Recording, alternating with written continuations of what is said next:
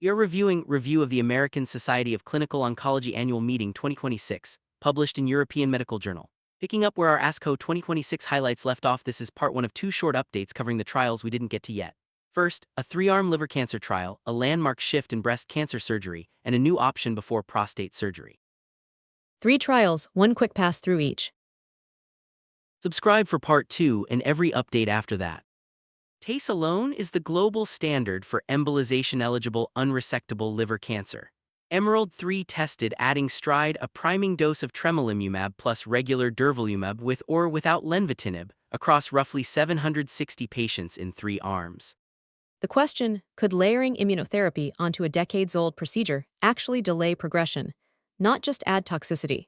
STRIDE plus lenvatinib plus TACE cut the risk of progression or death by 30% versus TACE alone, hazard ratio 0.7, p equals. The STRIDE plus TACE arm without lenvatinib showed consistent benefit too, with PFS and OS hazard ratios of 0.71 and 0.7.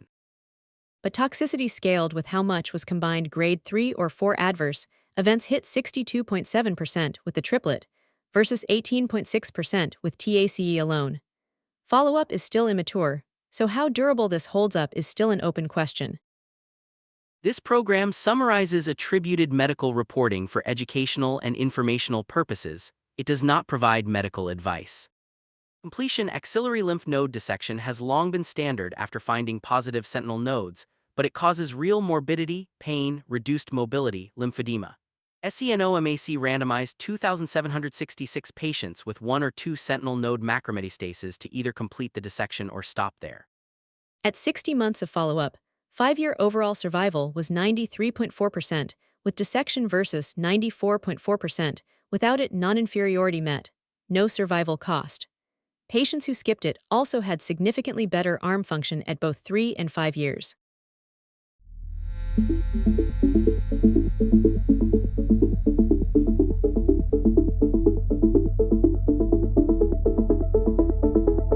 This is Conference Hype. Stay with us, coverage continues.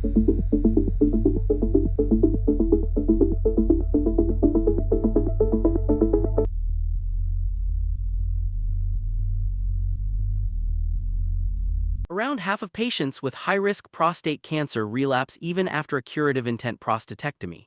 PROTEUS tested adding a palutamide to androgen deprivation therapy for 6 months before surgery and 6 months after in 2,109 patients, against placebo plus ADT. 2 primary endpoints here.